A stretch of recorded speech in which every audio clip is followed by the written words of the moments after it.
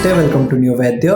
This is Mohit Kumar Gautam और आज मैं आपको बताऊंगा बीएमएस फर्स्ट ईयर में पढ़े जाने वाले टोटल कितने सब्जेक्ट्स होते हैं और टोटल कितने एग्जाम्स देने हैं आपको इस 1.5 साल के टाइम पीरियड में। उन एग्जाम्स के पेपर पैटर्न कैसे होते हैं, मार्क्स डिस्ट्रीब्यूशन कैसे होता है, कौन कौन से बुक्स आपको फॉलो करनी चाहिए। सिलेबस देखने आना एक बड़ी बात है ना। जैसे मैं आपको डिस्क्रिप्शन बॉक्स में लिंक्स प्रोवाइड कर दूंगा सारे सब्जेक्ट के सिलेबस का, आप वो क्लिक करके सिलेबस एक्सेस कर सकते हैं इंटरनेट से। लेकिन सिलेबस देखने आने एक बड़ी बात है, क्योंकि उतनी सिंपल चीज़ें अब नहीं है।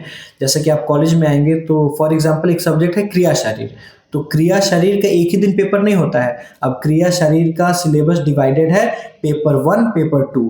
पेपर 1 में भी part A part B, paper 2 में पार्ट ए पार्ट बी। तो ये चीज़ें कैसे देखनी है, कैसे समझनी है, वो मैं आज आपको बताऊंगा। ठीक है, तो ज़्यादा टाइम ना लेते हुए आगे बढ़ते हैं सब्जेक्ट्स की ओर। तो सब्जेक्ट्स में टोटल आपको 5 सब्जेक्ट पढ़ने हैं। पहला है संहिता अध्ययन 1, संहिता अध्ययन 2 आपको सेकंड प्रॉक में पढ़ना है। अब संहिता अध्ययन 1 में भी क्या आपको सारी संहिताएं पढ़नी है? तो बिल्कुल भी नहीं, क्योंकि अलग अलग कालखंड में अलग अलग ऋषियों ने, अलग अलग आचार्यों ने ढेर सारी संहिताओं की रचना की है, तो वो सारे आपको नहीं पढ़ने हैं। फर्स्ट ईयर में बस आपको 2 संहिताएं पढ़नी है ना। पहला है चरक संहिता, ये तो बहुत फेमस है ना, आपने सुना होगा पहले भी।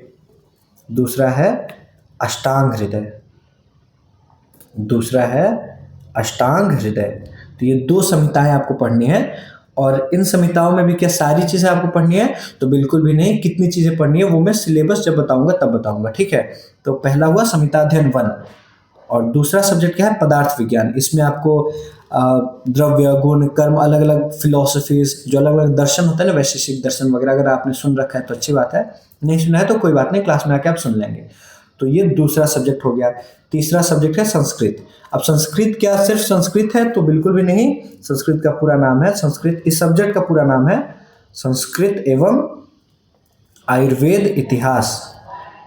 तो ये जो तीसरा सब्जेक्ट है, इसमें संस्कृत भी आपको पढ़ना है, संस्कृत ग्रामर वगैरह, और साथ में आयुर्वेद इतिहास भी पढ़ना है।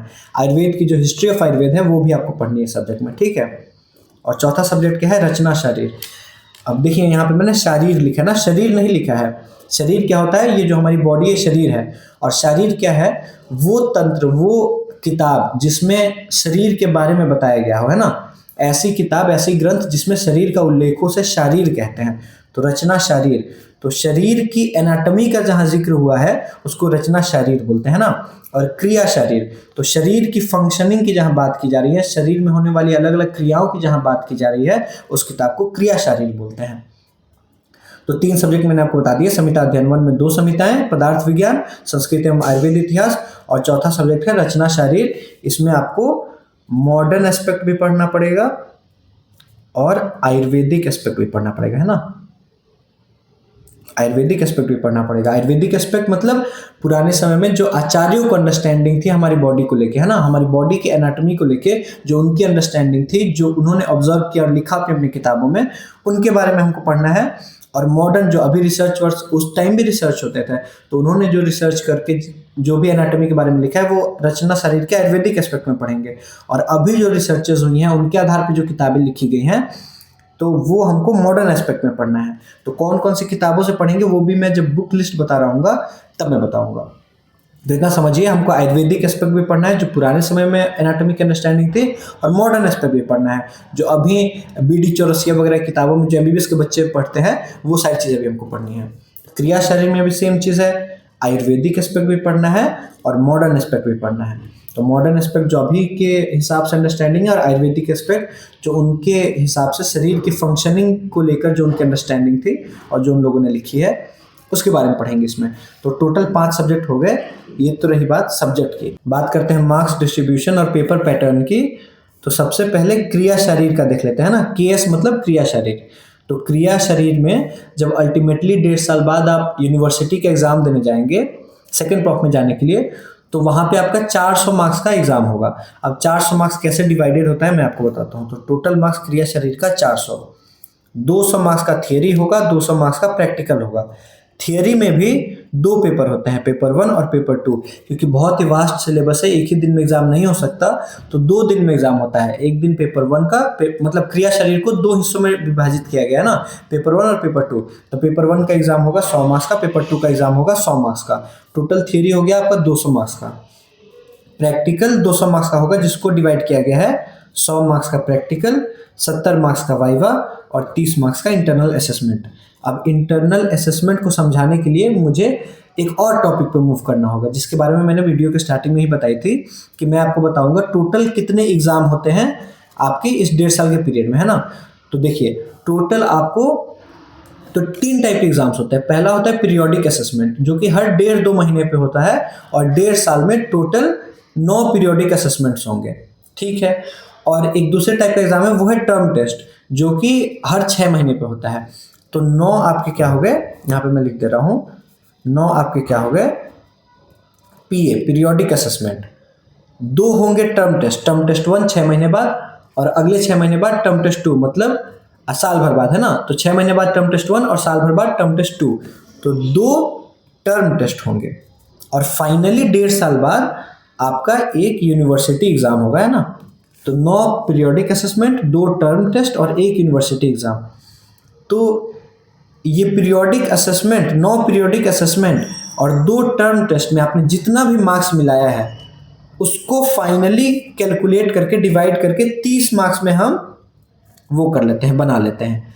तो टोटल 9 पीरियोडिक असेसमेंट और दोनों टर्म टेस्ट के मार्क्स को मिलाकर हम 30 मार्क्स में चेंज करते हैं, और उसी आधार पे इंटरनल असेसमेंट का मार्क्स जुड़ता है कि कितना आपने कैसा आपने परफॉर्म किया था पीरियोडिक असेसमेंट और टर्म टेस्ट में। तो टोटल 400 मार्क्स का एग्जाम है, 200 का थियरी आपको देना है 1.5 साल बाद, और फिर प्रैक्टिकल में भी 170 मार्क्स का आपको एग्जाम देना है 1.5 साल बाद ही। बस 30 मार्क्स जुड़ता है, ये जो बीच में एग्जाम होते रहते हैं, 9 पीए होंगे, 2 टर्म टेस्ट होंगे, टोटल इनके बस 30 मार्क्स जुड़ने हैं। ये तो हो गया क्रिया शरीर का, पेपर पैटर्न में बता दिया, मार्क्स डिस्ट्रीब्यूशन में बता दिया। अब देखिए रचना शरीर की बात करें तो इसमें भी सेम चीज है, 400 मार्क्स का एग्जाम होगा, 200 का थ्योरी का पेपर, जिसमें से कि पेपर 1 पेपर 2 100 मार्क्स के, और 200 का प्रैक्टिकल का पेपर, जिसमें 100 मार्क्स का प्रैक्टिकल, 70 का वाइवा और 30 का इंटरनल असेसमेंट। इंटरनल असेसमेंट में क्या जुड़ेंगे, तो 9 पीए के मार्क्स और 2 टर्म टेस्ट के मार्क्स। अब आते हैं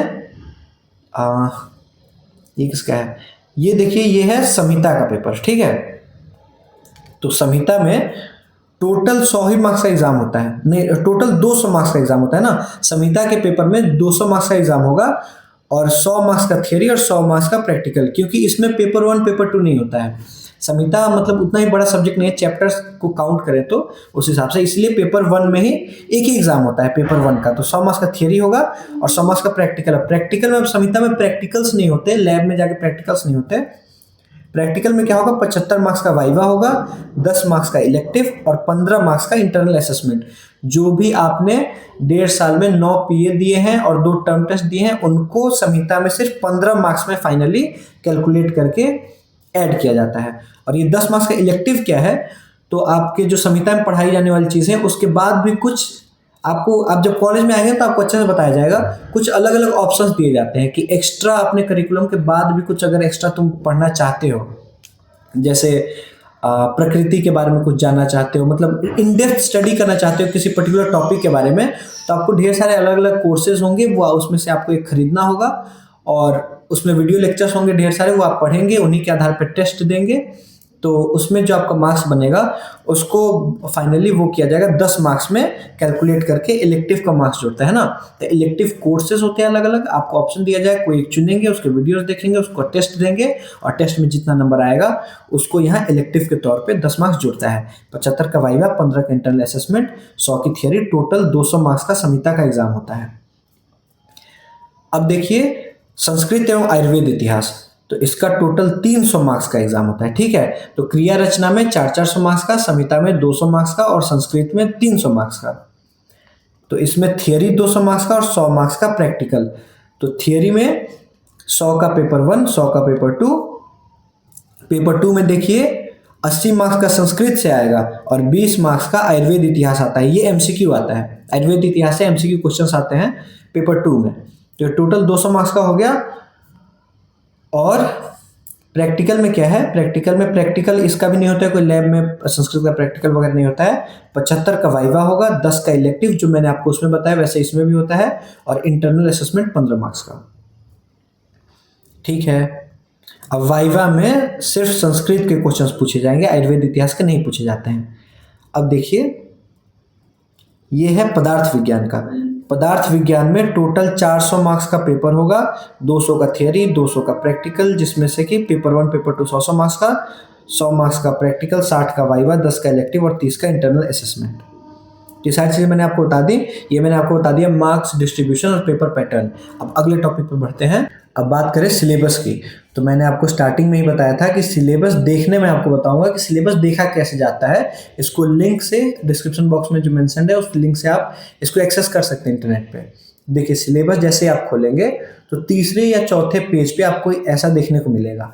तो देखिए क्रिया शरीर का है ये, केस मतलब क्रिया शरीर का सिलेबस है ना। तो क्रिया शरीर का सिलेबस कैसे डिवाइडेड है, देखिए क्रिया शरीर में क्या है, पेपर 1 और पेपर 2। पेपर 1 भी डिवाइडेड है पार्ट ए, पार्ट बी। वैसे ही पेपर 2 भी डिवाइडेड है पार्ट ए और पार्ट बी। अब ये कैसे चीज़ें हैं मैं आपको बताता हूँ। देखिए कैसे देखना है सिलेबस। तो यहाँ पे दिया गया है पेपर 1, क्रिया शरीर का पेपर 1। पेपर 1 का पार्ट ए, क्रिया शरीर का पेपर 1 के पार्ट ए कितना वेटेज कैरी करता है, 60 मार्क्स। इनमें चैप्टर्स कौन कौन से हैं, ये सारे। चैप्टर नंबर 1 शरीर, chapter number 2 basic principles of Ayurveda, 3rd त्रिदोष, 4था वात दोष। ऐसे करके क्रिया शरीर के पेपर 1 के पार्ट ए में टोटल 12 चैप्टर हैं और पार्ट बी में टोटल 1 2 3 4 5 चैप्टर हैं।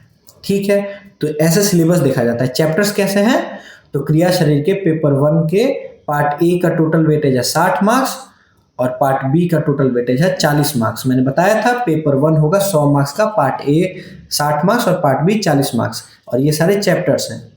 अब देखिए अब इस कॉलम में क्या दिया गया है, ये बता रहा है कि ये सारे चैप्टर्स किस टर्म में आएंगे। मैंने बताया ना 2 टर्म टेस्ट होते हैं, टर्म 1 6 महीने बाद और साल भर बाद टर्म 2।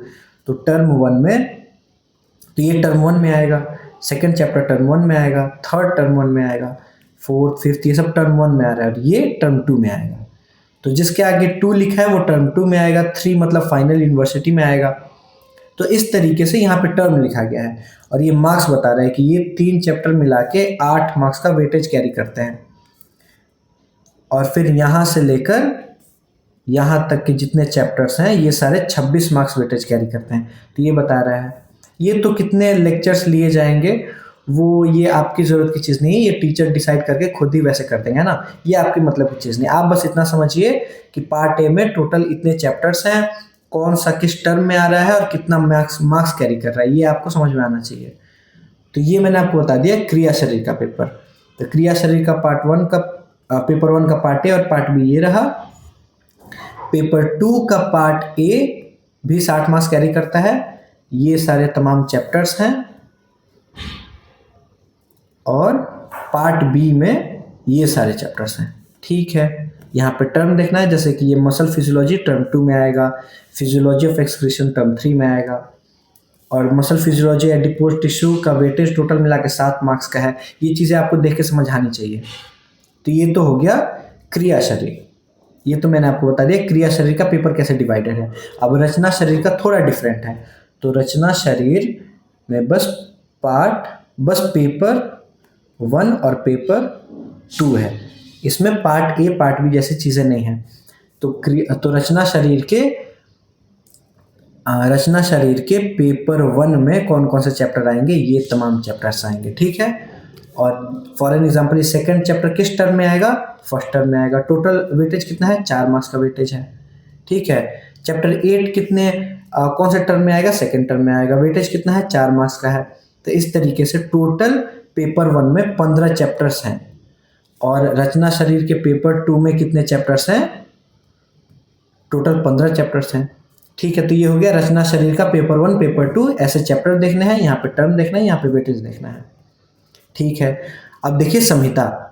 तो संहिता कैसे है, मैंने आपको शुरू में ही बताया था कि जितनी भी संहिताएं वो सारी संहिताएं नहीं पढ़नी है। फर्स्ट ईयर में बस 2 संहिताएं पढ़नी है, चरक संहिता और अष्टांग हृदय। अब चरक संहिता और अष्टांग हृदय भी पूरा नहीं पढ़ना है। देखिए जैसे रामायण एक बहुत बड़ा ग्रंथ है ना, तो उसको अलग अलग कांड में विभाजित किया गया, जैसे सुंदर कांड, लंका कांड, उत्तर कांड, ये आपने सुना होगा। ऐसे बड़ा ग्रंथ है तो डिवाइड किया गया है, जैसे वॉल्यूम 1 वॉल्यूम 2 करके डिवाइड किया जाता है, वैसे ही संहिताओं को भी अलग अलग स्थान में डिवाइड करते हैं। इसके वॉल्यूम्स को क्या बोलते हैं? स्थान बोलते हैं। तो हमको कौन सा स्थान पढ़ना है? अष्टांग हृदय और चरक संहिता, दोनों का हमें सूत्र स्थान पढ़ना है। बाकी स्थान है वो बाद में पढ़ने हैं, पहले हमको सूत्र स्थान पढ़ना है। तो चरक संहिता का सूत्र स्थान पढ़ना है और अष्टांग हृदय का भी सूत्र स्थान पढ़ना है। ठीक है, तो अब क्या सूत्र स्थान में भी जितने चैप्टर्स वो सारे पढ़ने हैं? तो नहीं, बिल्कुल नहीं। देखिए, सबसे पहले संहिता अध्ययन में यहाँ देखना स्टार्ट करते हैं। तो संहिता अध्ययन में पहले तो इंट्रोडक्शन ऑफ संहिता पढ़ना है और अष्टांग हृदय के सूत्र स्थान का 1 से लेकर 15 तक अध्याय पढ़ना है, चैप्टर 1 से चैप्टर 15 तक पढ़ना है। वैसे ही चरक संहिता सूत्र स्थान के चैप्टर 1 से चैप्टर 12 तक हमको पढ़ना है। ये समझ में आ गया? 2 संहिताएं पढ़नी है, दोनों के सूत्र स्थान पढ़ने हैं, दोनों के सूत्र स्थान में भी अष्टांग हृदय सूत्र स्थान का चैप्टर 1 से चैप्टर 15 तक, चरक संहिता सूत्र स्थान के चैप्टर 1 से चैप्टर 12 तक। अब मैंने क्या बताया था कि संहिता का बस एक पेपर होता है, ठीक है, और एक पेपर 100 मार्क्स का होता है। तो 100 मार्क्स का होता है, तो 50 मार्क्स का अष्टांग हृदय और 50 मार्क्स का चरक संहिता। ठीक है, तो ये हो गया संहिता का। और ये कौन कौन से चैप्टर्स है वो आप जब एक्सेस करेंगे ना लिंक से, जब आप खोलेंगे पीडीएफ, तो आपको दिख जाए कौन कौन से चैप्टर्स के नाम क्या क्या हैं। तो अभी तो आप इतना समझिए कौन सा संहिता का कितना चैप्टर नंबर तक आपको पढ़ना है। ये हो गया संहिता का। अब अगला सब्जेक्ट कौन सा है? पदार्थ विज्ञान। पदार्थ विज्ञान में भी 2 पेपर होंगे सिंपल से, पेपर 1 पेपर 2। पेपर 1 में ये सारे चैप्टर्स पढ़ने हैं। पहला चैप्टर आयुर्वेद निरूपण, दूसरा पदार्थ दर्शन निरूपण, तीसरा द्रव्य विज्ञानियम। ऐसे करके पेपर 1 में टोटल कितने चैप्टर्स आपको पढ़ने हैं? 9 चैप्टर्स पढ़ने हैं। ठीक है, अब फॉर एग्जाम्पल चैप्टर 4 कौन से टर्म में आएगा? तो सेकेंड टर्म में आएगा।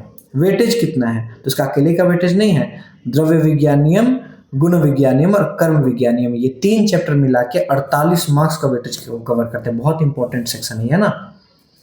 तो पदार्थ विज्ञान में ऐसे आपको वेटेज देखना है, टर्म देखना है और चैप्टर्स के नाम देखने हैं। फिर पेपर 2 में आ जाते हैं पदार्थ विज्ञान के। तो पदार्थ विज्ञान का जो दूसरा पेपर होगा उसमें कौन कौन से चैप्टर्स आएंगे? ये सारे चैप्टर्स आएंगे। टोटल पेपर 2 में चैप्टर्स हैं कितने? 7 चैप्टर्स हैं। ठीक है, तो ये टर्म, ये वेटेज, ये पदार्थ का हो गया। अब संस्कृत की बात करें। अब देखिए, ये सिलेबस आपको वो लिंक से खोल लेना है, ठीक है, और देखिएगा संस्कृत में देखिए कैसा है। अब संस्कृत में कुछ चीज़ें आपको समझनी है। देखिए, जैसे चैप्टर 1 तो फर्स्ट टर्म में आ रहा है, लेकिन ये चैप्टर 2 में देखिए क्या दिया गया है। चैप्टर 2 का जो 2.1 है वो तो फर्स्ट टर्म में आएगा, लेकिन 2.2 सेकेंड टर्म में आएगा। मतलब संज्ञा फर्स्ट और सेकेंड टर्म दोनों में आ रहा है। तो फर्स्ट टर्म में संयोग, संहिता, हर्ष, दीर्घ, प्लुत, अनुनासिक, पदम, धातु, ये सारे संज्ञा टर्म 1 में आएंगे और ये सारे मेंशन संज्ञा टर्म 2 में आएंगे। एक और एग्जांपल लेते हैं, जैसे अव्यय की बात करते हैं। तो अव्यय में भी अव्यय को एक सेंटेंस दिया जाएगा और बोला जाएगा इसमें कौन सा अव्यय है। तो अव्यय को आइडेंटिफाई करना, ऐसे क्वेश्चंस टर्म 1 में आएंगे। अव्यय के मीनिंग बताने वाले क्वेश्चंस टर्म 2 में आएंगे। अव्यय की मदद से सेंटेंस बनाना आपको टर्म 3 में आएगा। उसी तरीका से सब में है ना, कई सारे में से डिविजन्स हैं। तो ये सारे तो चैप्टर्स हैं जो आपको पढ़ने हैं। ठीक है, ये सारे चैप्टर्स हैं जो आपको पढ़ने हैं संस्कृत में। अब संस्कृत में मैंने बोला था 2 पेपर होंगे, पेपर 1 पेपर 2। तो ये पेपर 1 में अलग अलग चैप्टर्स हैं और कुछ चैप्टर्स में ऐसा भी है कि वो तीनों टर्म में आ रहे हैं। तो उस चैप्टर का कुछ हिस्सा टर्म 1, टर्म 2 और टर्म 3 में ऐसे करके आ रहे हैं। तो पेपर 1 हो गया। पेपर 2 में देखिए, पेपर 2 में ये सारे चैप्टर्स हैं, चैप्टर 1, चैप्टर 2, चैप्टर 3, ऐसे कर करके चैप्टर्स हैं। और इसमें भी देखिए पार्ट ए आपको टर्म 1 में आएगा, ये जो बी में लिखा गया है वो टर्म 2 में आएगा, सी में जो चीज़ें हैं वो थर्ड टर्म में आएंगी। तो ऐसे करके संस्कृत का सिलेबस है। तो ये सारे चैप्टर्स हैं अलग अलग, है ना। अब मैंने आपको क्या बताया था कि पेपर 1 और पेपर 2 है। तो ये तो पूरा पेपर 1 था। अब पेपर 2 में क्या क्या है? नहीं, पेपर 1 का मैंने बता दिया, पेपर 2 का पार्ट 1 है ये सब, है ना। अब देखिए, पेपर 2 का ये पार्ट ए है। यहां से पेपर 2 का पार्ट ए है और पेपर 2 का पार्ट बी में क्या क्या चीजें हैं? कहाँ गया? हाँ, पेपर 2 के पार्ट बी में आयुर्वेद इतिहास आएगा। तो आयुर्वेद इतिहास में इन टॉपिक्स के अंडर आपको आयुर्वेद इतिहास पढ़ना है। और आयुर्वेद इतिहास से सिर्फ एमसीक्यू क्वेश्चंस आते हैं। देखिए इन संक्षेप थोड़ा सा कंफ्यूजिंग टाइप हो गया संस्कृत का। संस्कृत में 2 पेपर हैं, पेपर 1 पेपर 2। पेपर ए में कुछ चैप्टर्स हैं, पेपर 2 में भी पार्ट ए और पार्ट बी है। तो पेपर 2 के पार्ट ए में तो संस्कृत की चीजें हैं और पेपर 2 के पार्ट बी में आयुर्वेद इतिहास है। आयुर्वेद इतिहास से सिर्फ 20 एमसीक्यू आते हैं। तो यहाँ पे मैं लिख दे रहा हूँ संस्कृत एवं आयुर्वेद इतिहास में पेपर 1 और पेपर 2। पेपर 1 में तो नॉर्मल चैप्टर्स हैं, पेपर 2 में पार्ट ए है और पार्ट बी है। पार्ट बी में आयुर्वेद इतिहास है। ठीक है, तो संस्कृत में पेपर 1 पेपर 2 में पार्ट ए पार्ट बी में आयुर्वेद इतिहास पढ़ना है, जिससे सिर्फ एमसीक्यू क्वेश्चंस आते हैं। अब बात करें बुक्स की, तो क्रिया शरीर में आयुर्वेदिक पोर्शन के लिए टी श्री कुमार की बुक इज बेस्ट, ये राइटर्स की नेम है। तो मेरे टाइम पे तो ऑनलाइन अमेजोन वगैरह पे नहीं मिलती थी, अब हो सकता है मिलती हो। और मॉडर्न के लिए के सिम्बोलिज्म AK जैन नोट्स के फॉर्म में इनकी बुक्स है, तो ये बेस्ट है। और स्टैंडर्ड बुक है गाइटन, तो आपकी प्रेफरेंस है, आप जो भी चूज कर सकते हैं। मैंने गाइटन और सिम्बोलिज्म की मदद से पढ़ा था, है ना, मॉडर्न कंप्लीट किया था। बैटरी डाउन हो रहा है तो मैं थोड़ा जल्दी बोलूंगा, है ना। रचना शरीर के आयुर्वेदिक पोर्शन के लिए दिनेश बालकृष्णन और महेंद्र सिंह में से कोई भी आप एक बुक चुन सकते हैं। मैंने दिनेश बालकृष्णन से पढ़ाई की है, कुछ टॉपिक्स महेंद्र सिंह से ही पढ़े थे मैंने। और BD चौरसिया स्टैंडर्ड मॉडर्न के लिए बुक है ना, BDC। सारे मेडिकोस BDC पढ़ते हैं एनाटॉमी के लिए, तो ये स्टैंडर्ड बुक है। विश्राम सिंह वगैरह और भी बुक्स हैं, लेकिन ये अच्छी बुक है। और संहिता अध्ययन के लिए अष्टांग हृदय के लिए टी श्री कुमार या R विद्यानाथ की बुक्स बेस्ट होती हैं। मैंने R विद्यानाथ से पढ़ाई की थी, मेरे दोस्तों ने टी श्री कुमार पढ़ी है, ये भी अच्छी किताब है, लेकिन मैंने R विद्यानाथ से पढ़ाई की है। इसमें कई सारे डायग्राम्स वगैरह भी हैं। और चरक संहिता के लिए R Vidyanath is best. Sanskrit के लिए विजय भव, ये यूपी टेट का जो एग्जाम होता है उसके लिए बुक है, लेकिन ये हमारे लिए भी बेस्ट बुक होती है ना। ये इसमें एक्सप्लेनेशन बहुत अच्छे से दी गई है, तो आप इसको प्रिफर कर सकते हैं। लेकिन कई सारी चीज़ें BMS की नहीं है इसमें सिलेबस के अकॉर्डिंग, तो उन चीज़ों को कवर करने के लिए आप संस्कृत सुधा पढ़ सकते हैं। इसमें क्या है ना, संस्कृत सुधा में कई सारी गलतियां हैं, इसीलिए पूरा इस पर रिलाई करना सही नहीं होता है। तो विजय भव पढ़िए, कुछ चीज़ें जो नहीं है वो संस्कृत सुधा से आप पढ़ सकते हैं, क्योंकि मैंने विजय भव से ही पढ़ा था, ये अच्छी किताब है। तो देखिए ये सारी चीज़ें मैंने आपको बता दी। इसके बाद भी अगर आपको कोई डाउट आता है आप कमेंट कर सकते हैं। मैं हमेशा कोशिश करता हूँ कि एज सुन एज पॉसिबल आपके कमेंट का रिप्लाई कर सकूँ, है ना। तो don't forget to like share and subscribe. और with that said, signing out, keep smiling and keep learning.